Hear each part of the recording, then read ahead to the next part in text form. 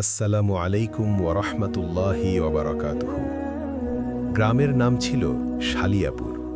ছোট্ট শান্ত একটা গ্রাম, চারদিকে সবুজ ধানক্ষেত, মাঝখান দিয়ে বয়ে গেছে সরু খাল। আজান দিলে পুরো গ্রাম যেন থমকে যেত। মসজিদের মিনার থেকে ভেসে আসা সেই সুরেলা ডাক গ্রামের মানুষের হৃদয়ে ছুঁয়ে যেত। এই গ্রামেরই এক ছেলে, নাম তার রায়হান। রায়হান ছোটবেলায় খুব শান্ত স্বভাবের ছিল। মায়ের হাত ধরে মক্তবে যেত, কুরআন শিখত, আর বাবার সাথে মসজিদে গিয়ে জামাতে নামাজ পড়ত। গ্রামের মানুষ বলতো, এই ছেলেটা বড় হয়ে নিশ্চয়ই আলেম হবে। তার বাবা ছিলেন সাদাসিধে মানুষ, পেশায় কৃষক। মা ছিলেন পর্দানিশীন, আল্লাহ ভীরু এক নারী। তারা স্বপ্ন দেখতেন ছেলেকে মানুষ করবেন, দুনিয়া ও আখিরাতে সফল করবেন। কিন্তু সময় বদলায়, বয়স বাড়ে, আর বয়সের সাথে সাথে মানুষের মনেও পরিবর্তন আসে। রায়হান যখন কলেজে ভর্তি হলো, তখন তাকে পড়াশোনার জন্য শহরে পাঠানো হলো। শহরের পরিবেশ ছিল সম্পূর্ণ ভিন্ন। এখানে কেউ কারো খবর রাখে না।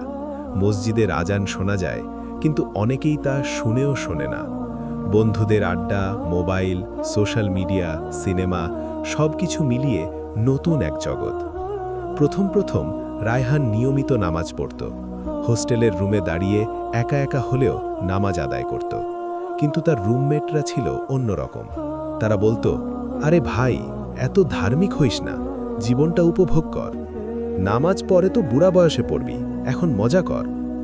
ধীরে ধীরে রায়হানের মনে দ্বিধা তৈরি হলো। সে ভাবল, সবাই তো নামাজ পড়ছে না, আমি একাই বা কেন এত কষ্ট করব। একদিন ফজরের আজান হলো। ঘুম ভাঙল তার, কিন্তু বিছানা ছাড়ল না। মনে মনে বলল, আজকে না হয় বাদ দিলাম, কাল থেকে ঠিক পড়ব। সেই আজকে না হয় ধীরে ধীরে অভ্যাস হয়ে গেল। ফজর বাদ গেল, তারপর জোহর, কখনো আসর, কখনো মাগরিব। এশার নামাজ পড়তে পড়তে ঘুমিয়ে পড়ত। তার অন্তরে একটা অস্বস্তি কাজ করত, কিন্তু সে তা চেপে রাখত। একদিন তার মা ফোন করে জিজ্ঞেস করলেন, বাবা, নামাজ ঠিকমতো পড়ছ তো? রায়হান একটু থেমে বলল, জি মা, পড়ছি। মায়ের হৃদয়ে খুশি হলো, কিন্তু ফোন কেটে দেওয়ার পর রায়হানের বুকের ভেতরটা কেঁপে উঠল।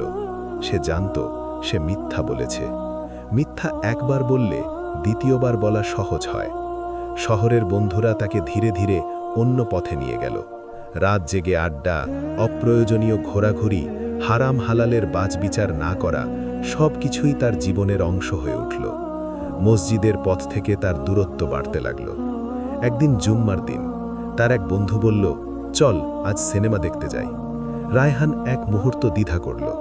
মনে পড়ল আজ জুম্মা, কিন্তু বন্ধুরা হাসাহাসি শুরু করল। সে লজ্জায় কিছু বলতে পারল না। সেদিন সে জুম্মার নামাজ ছেড়ে সিনেমা হলে গেল। সিনেমা শেষ করে বের হওয়ার সময় হঠাৎ তার চোখে পড়ল মসজিদ থেকে মানুষ বের হচ্ছে। সাদা পাঞ্জাবি পরা বৃদ্ধেরা, ছোট ছোট বাচ্চারা, যুবকরা, সবার মুখে এক ধরনের প্রশান্তি। রায়হানের বুকটা হালকা ব্যথা করল, কিন্তু সে দ্রুত সেই অনুভূতিটাকে চাপা দিল। সময়ের সাথে সাথে তার জীবনে অদ্ভুত পরিবর্তন আসতে শুরু করল। পড়াশোনায় মন বসে না, পরীক্ষায় খারাপ ফলাফল, মাথার ভেতর অস্থিরতা, রাতে ঘুম আসে না, অকারণে দুশ্চিন্তা হয়। একদিন গভীর রাতে সে হঠাৎ ঘুম থেকে চমকে উঠল। মনে হলো কেউ যেন তাকে ডাকছে। ঘর অন্ধকার, চারপাশ নিস্তব্ধ। তার বুক ধরফর করছে। সে পানির গ্লাস হাতে নিয়ে বসে রইল। মনে একটাই প্রশ্ন, আমি কি ভুল পথে যাচ্ছি? কিন্তু পরের দিন আবার একই জীবন। এদিকে গ্রামে তার বাবা অসুস্থ হয়ে পড়লেন। অনেক দিনের পরিশ্রমে শরীর ভেঙে গেছে। মা ফোন করে বললেন, বাবা, তোর আব্বার জন্য দোয়া করিস। রায়হান মাথা নত করল, কিন্তু সে তো নিয়মিত নামাজই পড়ে না, দোয়া করবে কিভাবে? তার অন্তর ধীরে ধীরে শক্ত হয়ে যাচ্ছিল। একদিন হঠাৎ খবর এলো তার বাবা মারা গেছেন। রায়হানের মাথায় যেন আকাশ ভেঙে পড়ল। সে দ্রুত গ্রামে ফিরে গেল। বাড়ির উঠানে সাদা কাপড়ে মোড়ানো বাবার নিথর দেহ, মায়ের কান্না, আত্মীয়দের ভিড়, কুরআন তিলাওয়াতের শব্দ, সব মিলিয়ে এক ভারী পরিবেশ। বাবার জানাজায় গ্রামের ইমাম বললেন, ভাইয়েরা, এই দুনিয়া চিরস্থায়ী নয়, আজ তিনি, কাল আমরা। এই কথাটা রায়হানের হৃদয়ে তীরের মতো বিঁধল। বাবাকে কবরস্থানে দাফন করা হলো। মাটি চাপা দেওয়ার সময় রায়হান কেঁদে ফেলল। মনে পড়ল বাবা কতবার তাকে বলতেন, বাবা, নামাজ কখনো ছেড়ো না, নামাজ মানুষকে রক্ষা করে। কবর থেকে ফিরে এসে দীর্ঘ সময় চুপ করে বসে থাকল। মাগরিবের আজান ভেসে এলো। গ্রামের মানুষ মসজিদের দিকে যাচ্ছে। অনেক দিন পর রায়হানও উঠল, মসজিদের দিকে পা বাড়ালো। মসজিদের ভেতরে ঢুকে সে এক অদ্ভুত শান্তি অনুভব করল। কাঁধে কাঁধ মিলিয়ে দাঁড়ালো। ইমাম তাকবীর দিলেন। সে নামাজ পড়ল। অনেক দিন পর সিজদায় গিয়ে তার চোখ ভিজে গেল। মনে হলো এতদিন সে নিজেকেই বঞ্চিত করেছে। নামাজ শেষে সে দোয়া করল, হে আল্লাহ, আমাকে মাফ করে দিন। কিন্তু শহরে ফিরে যাওয়ার পর আবার সেই পুরনো পরিবেশ, আবার বন্ধুরা, আবার ব্যস্ততা। প্রথম কয়েকদিন সে নামাজ ঠিক রাখল, কিন্তু ধীরে ধীরে শিথিলতা এলো। একদিন আসর কাজা হলো। সে ভাবল পরে পড়ব, কিন্তু পড়ল না। তার ভেতরের আলোটা যেন নিভে যেতে শুরু করল। এক রাতে হঠাৎ তার প্রচণ্ড অসুস্থতা দেখা দিল। জ্বর, শ্বাসকষ্ট, বুক ধড়ফড়। বন্ধুরা তাকে হাসপাতালে নিয়ে গেল। হাসপাতালের সাদা দেয়াল, স্যালাইন, অক্সিজেন সব কিছু মিলিয়ে সে একা হয়ে গেল। বিছানায় শুয়ে সে ছাদের দিকে তাকিয়ে ভাবতে লাগল, যদি আজ আমার মৃত্যু হয়। তার বুকের ভেতর ভয় জমে উঠল। সে মনে করার চেষ্টা করল, শেষ কবে সে ঠিকমতো নামাজ পড়েছে, শেষ কবে কুরআন খুলেছে। তার চোখ বেয়ে পানি গড়িয়ে পড়ল। এখানেই শুরু হলো তার জীবনের সবচেয়ে কঠিন অধ্যায়। হাসপাতালের সেই সাদা বিছানায় শুয়ে রায়হান বুঝতে পারছিল জীবন কতটা নাজুক। একটু আগেও সে ছিল সুস্থ, বন্ধুদের সাথে হাসি ঠাট্টা করছিল, আর এখন অক্সিজেন মাস্ক পরে শুয়ে আছে, বুক ভরে শ্বাস নিতে পারছে না। ডাক্তাররা বললেন তার অবস্থা জটিল। অতিরিক্ত দুশ্চিন্তা, অনিয়মিত জীবনযাপন আর অবহেলার কারণে তার শরীর ভেঙে পড়েছে। কিন্তু রায়হানের মনে সবচেয়ে বড় ভয় ছিল মৃত্যু। রাতে যখন ওয়ার্ড নিস্তব্ধ হয়ে যেত, দূর থেকে শুধু মনিটরের বিপ বিপ শব্দ শোনা যেত, তখন তার ভেতরে তীব্র অনুশোচনা জেগে উঠত। সে ভাবত, যদি আজ আমার শেষ রাত হয়, আমি কি প্রস্তুত? তার মনে পড়তে লাগলো ছোটবেলার দিনগুলো, মায়ের হাত ধরে মক্তবে যাওয়া, বাবার কাঁধে বসে ঈদের নামাজ পড়তে যাওয়া, ফজরের ঠান্ডা বাতাস, সিজদার শান্তি, সবকিছু যেন হারিয়ে ফেলেছে সে।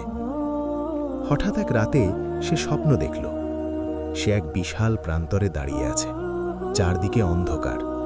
দূরে দূরে কিছু মানুষ ছুটছে আলোয় ভরা এক দিকের দিকে। সেও দৌড়াতে চাইল, কিন্তু তার পা যেন ভারী হয়ে গেছে। অন্ধকার থেকে একটা কণ্ঠ ভেসে এলো, নামাজ ছিল তোমার জন্য আলো, তুমি নিজেই তা নিভিয়ে দিয়েছ। চুমকে ঘুম ভাঙল তার, শরীর ঘামে ভিজে গেছে। সে কাঁদতে লাগল, প্রথমবারের মতো সত্যিকারের কান্না। সে হাত তুলল, হে আল্লাহ, আমাকে আরেকটা সুযোগ দিন, আমি বদলে যাব, আমি নামাজ ছাড়ব না, শুধু আরেকটা সুযোগ। সেই রাতের পর তার ভেতরে কিছু পরিবর্তন এলো। হাসপাতালের বিছানাতেই সে ইশারায় নামাজ পড়ার চেষ্টা করল, যতটুকু পারে ততটুকু। বন্ধুরা অবাক হল, তুই এখন এত ধার্মিক হলি কিভাবে? রায়হান শান্ত কণ্ঠে বলল, আমি আগে অন্ধ ছিলাম। কয়েকদিন পর তার অবস্থা কিছুটা স্থিতিশীল হল। ডাক্তার বললেন, এখনো বিপদ কেটে যায়নি, তবে উন্নতি হচ্ছে। রায়হান মনে মনে ভাবল, আল্লাহ আমাকে সত্যিই সুযোগ দিয়েছেন। হাসপাতাল থেকে ছাড়া পেয়ে সে সরাসরি গ্রামে চলে গেল। মায়ের সামনে গিয়ে সে মাথা নিচু করে বলল, মা, আমি অনেক ভুল করেছি। মা তার মাথায় হাত রেখে বললেন, আল্লাহর দরজা সব সময় খোলা থাকে বাবা। রায়হান এবার সত্যিই বদলে গেল। নিয়মিত নামাজ শুরু করল, ফজরের আগে উঠে তাহাজ্জুদ পড়ত, কোরআন তেলাওয়াত করত, গ্রামের ছোটদের মক্তবে পড়াতে শুরু করল। গ্রামের মানুষ অবাক হয়ে দেখল, যে ছেলে একসময় শহরে গিয়ে পথভ্রষ্ট হয়েছিল, সেই এখন মসজিদের প্রথম কাতারে দাঁড়ায়। কিন্তু গল্প এখানেই শেষ নয়। শহরের কিছু পুরনো বন্ধু তাকে নিয়ে হাসাহাসি করত, ফোন করে বলতো, তুই তো একেবারে মাওলানা হয়ে গেছিস। রায়হান হেসে বলতো, মাওলানা না, মানুষ হওয়ার চেষ্টা করছি। সময় কেটে গেল, তার জীবন শান্ত হয়ে উঠল, অন্তরে প্রশান্তি এলো। একদিন গ্রামের মসজিদে জুমার খুতবার সময় ইমাম অসুস্থ হয়ে পড়লেন। সবাই অনুরোধ করল রায়হানকে খুতবা দিতে। কাঁপা কণ্ঠে সে মিম্বরে দাঁড়াল, বলল, ভাইরা, আমি আপনাদের মতনই একজন পাপী মানুষ। আমি নামাজ ছেড়ে দিয়েছিলাম, মনে করতাম সময় আছে, কিন্তু মৃত্যু সময় দেখে আসে না।